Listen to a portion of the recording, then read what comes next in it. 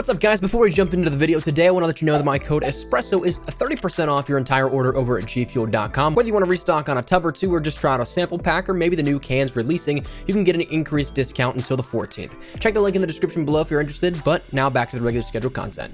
A new season in Modern Warfare and Warzone means some shifts in the meta for Battle Royale. Getting your loadout and your guns kitted however you want has always been important, but now more than ever, it's even more important to know which guns you should be using now that your loadout drops have increased from price from where they were firstly at launch at 6,000 cash to 8,500 where they were right before Season 3, and now finally where they are today, costing you a total of $10,000 of in-game cash. That's a lot of money to build up before you can use your weapons of choice, no matter if you're playing quads or solos. It's a tall task no matter what way you spin it. So today I want to run down with you the 10 best weapons in Warzone after Season 3's update, so you can use that 10,000 cash to give you the best fighting chance you have to help you win some gunfights and also to ultimately help you win the match. But we'll likely have a full loadout guide going up later this week in which we talk about some of these weapons and the absolute best ways you should kit them out, but I'm still tweaking some of those loadouts, getting them to where I want. So today we're taking a look at these weapons at a holistic top-down level. But that said, let me know your thoughts down below. What weapon do you think is the best in Warzone? Either an MP, BR, or Plunder. Let me know your thoughts down below. And as well, if you guys are new to the channel,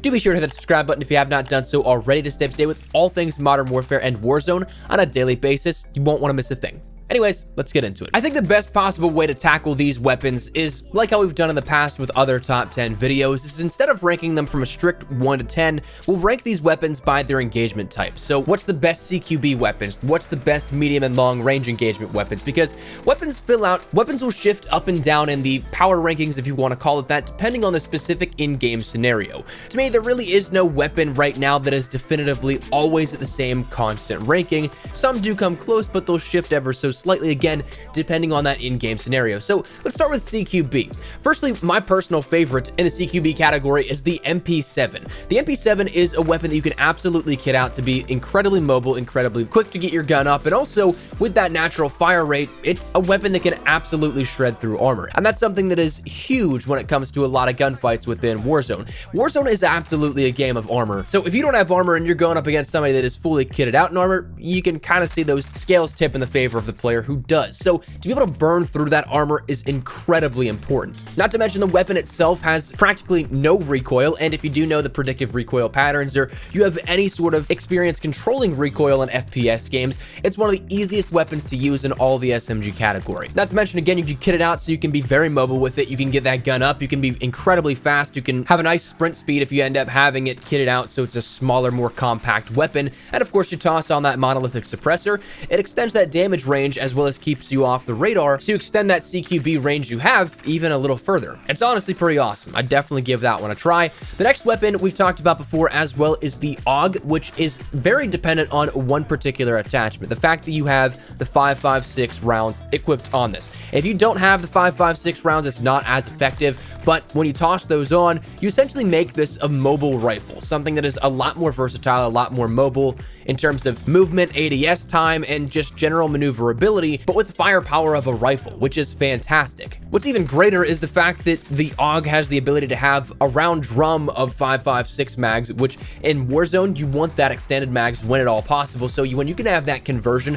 and extra ammunition, it's incredible. I'm pretty sure it still holds up, but statistically speaking, the AUG 5.56 is one of the best weapons in the game for all engagements. It's going to be able to shred through enemy armor. It's going to be very easy to control in that recoil, and of course, those damage properties carry on further as well. So it's definitely one you want to consider, if not use all the time. Tossing a shotgun in at number 3 here for our next CQB weapon.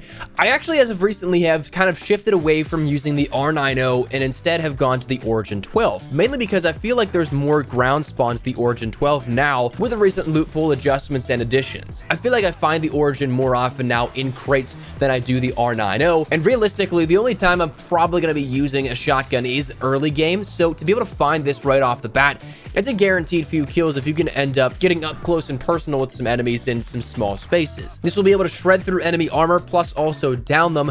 That and the R90 are very good at that, but again, just coming down to when I'd normally use these and the availability, it seems, I think I'd kind of put the Origin 12 just one peg higher. The final weapon we'll talk about in the CQB category is one that is brand new and is one that is actually one of the main reasons, if I'm honest, why we're not doing loadouts today, because I'm still ranking this thing up without shipment 24/7. Ranking up weapons is an absolute pain. Just gonna throw that out there. And while I've also shifted some other loadouts to make them more optimal, this one, while ranking up, I'm still naturally finding what works the best with it. But the Renetti pistol, I would not be surprised if this catches a nerf in the somewhat near future, because if you throw on a burst with this, it's game over for the enemies. It shreds through enemies' armor. It's relatively powerful for a pistol, and as a weapon that in close quarters, if you can land your shots, you are absolutely winning a gunfight.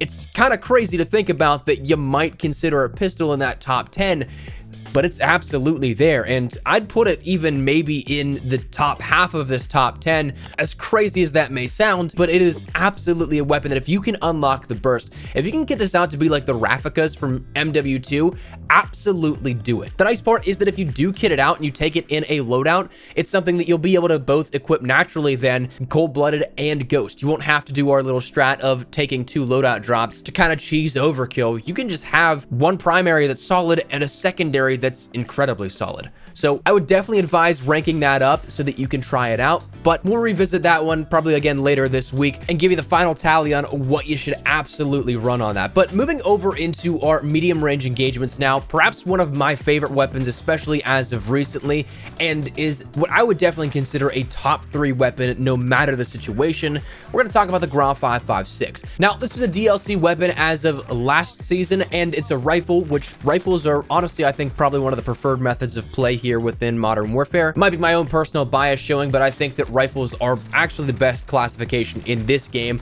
more suited towards being jack of all trade weapons compared to any others. But the Grau 5.56 is a weapon that was built to rival the M4 in almost all categories, and truth be told, I think that in versatility, it might even outrank it. This one, you toss on an extended mags, you toss on a barrel of your choice, you can then drop any reticle you have, because little fun fact, if you didn't know, the Grau's barrels, if you do change those, it changes the iron sights that go according to each one, so you'll get more favorable iron sights with different barrels. You'll have to test out which ones you find the best, but it's overall a weapon that has fantastic range, but also can do damage in a relatively close quarter space. So that firepower is definitely something I want in almost any engagement, and it's been definitively my weapon of choice as of recently. I finally started ranking this thing up. It was fantastic before, but I never really gave it the time of day because I didn't feel like taking the time to rank up the weapon and get the attachments unlocked, but once you do, it is absolutely worth it.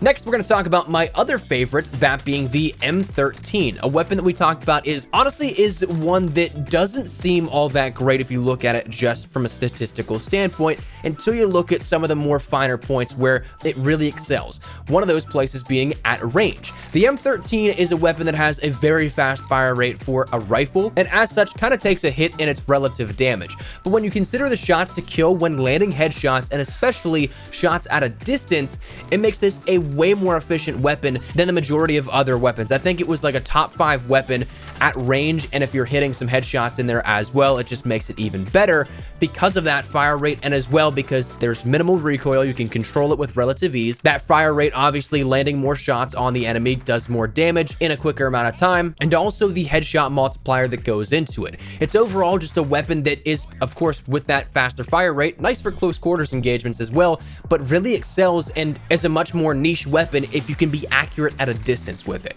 So it's fantastic, and I would highly recommend running it for that reasoning. Of course, then we have the M4A1, the jack of all trades weapons, which something that can do well close quarters, something that can do well in medium range, and in Warzone may not be your best bet at long range, but you can absolutely still work with it. But the M4A1, of course, is a weapon we've talked about here many times on the channel, so I don't think we need to really stay on it too much, but it's definitely worth running. It still holds up as it does in MP. Then we'll talk about the Ram 7, which is still a weapon that is, again, kind of the first counter that we had to the M4A1. It's not as good, I think, as the Grau 5.56, but it's a weapon that still has a relatively faster fire rate. You can toss on an extended mags, monolithic suppressor, and you still have a weapon that can absolutely do damage. It's kind of, I think, the hybrid between the M13 and the M4 and the Grau in terms of its fire rate, its damage, and the other attributes that go along with it. So it's a weapon weapon you definitely want to consider as well.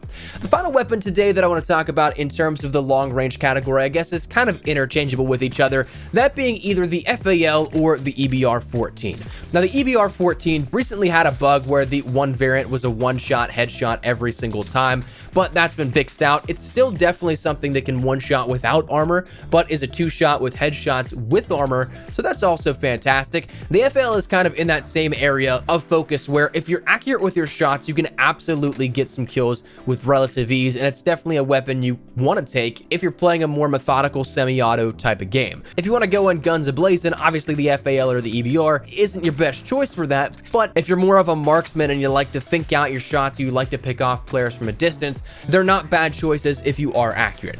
I think I'd probably put these on the lower end of the top 10, but still, they do have a place in there. The final weapon we'll talk about today deals with our long range, and again, this one's kind of comes down to personal preference, but I definitely prefer this one over it, that being the HDR. Some players like to use the AX50, and for that reason I understand, because it has a faster rechamber speed, meaning you can get off a second shot faster than you can with the HDR, but I like the HDR for that extra bullet velocity, and of course you can kit it out so you can extend that damage range, but also bullet velocity so that you don't have to lead a target as much, you don't have to account for bullet drop as much, and I think that overall it's just the way I like to snipe, it's a little bit more consistent in my books, but that's just my opinion on that one. But the HDR I think is going to close out our list of top 10 weapons. So that said, that's where we're going to wrap it up. I would love to get your thoughts and feedback down there in the comment section down below. Did I miss any weapon? Did I hit the nail on the head with some of them? Whatever it is, feel free to let me know your thoughts down there in the comment section down below on what you think the best weapons are.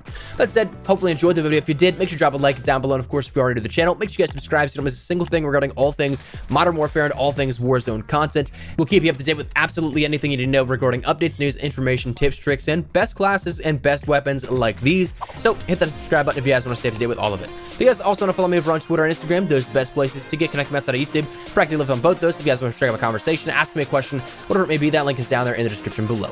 That said, thanks so much for watching. My name is Espresso. I'll see you guys later. Take care and peace.